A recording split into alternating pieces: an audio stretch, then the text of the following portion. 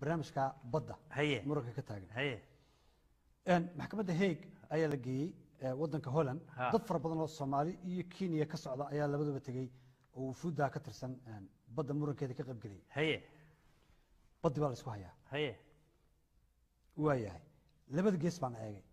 marka si loo eego in a way labadu waa Soomaali labada dhinac murmaya xaggana aamina wadata wasiirka arrimaha dibadda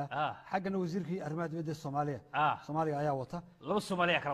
Soomaaliya ku jira labada wafdiba laba lawyer oo Soomaaliya ba u kala doodayeen ku kala jira inkastoo kuwa cadaan ay ku jiraan marka wax moodaa shirarkii dib u heshiisiinta ee Soomaalidu ay qaban jireen ayaad moodaa in dhinac uga eeg tahay marka kii Hague loo bedelay waayahay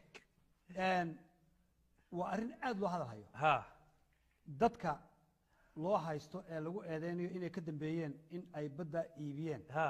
oo heshiiskaas saxiixeen oo ilaa 3 nin intaan hubo ay ku jirto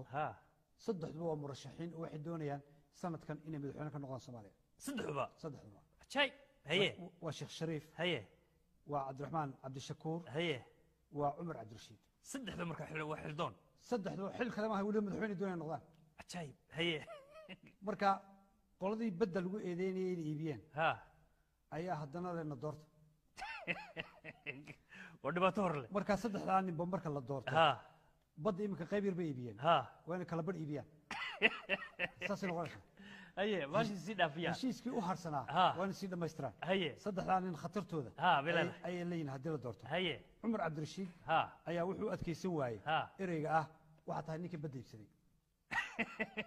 وادكسن لايه هي cabdiraxmaan cabdishakuurna isagu marka la weydiiyo badda wuxuu markaba la soo boodaya anigu wasiir baan ahaa ra'iisul wasaaraha igu khasbo yiri saxiix markaasaan saxiixa ma baahayn anigu shakada sheekh shariif marka la weydiiyo arrimaha baddana wuxuu bilaabayaa duco ummadda Soomaaliyeed baan ducaynaya in ilaahay mid ka dhigan ducaynaya in ilaahay san ka dhigan Cumar Cabdirashiid baa soo haray عمر مركو أركين بدي يمرك يجرو أيو أرض السيداي هي إلى قروة إلى قرنتي هو مش وقت كذا قرنتي هي مركا عمر عبد الرشيد هلكو كأدرس قرين لها الشعب كالصومالية والتي في وصفر يسن لها وسق من ولبا ونو ويسد فاعلها أيو تجمعش الله إلى هذا قرنو هي سيرو قبوب يسجل لي هاي أنتوا أخذ بدي دتك رقرنو ودتك يسمى مركا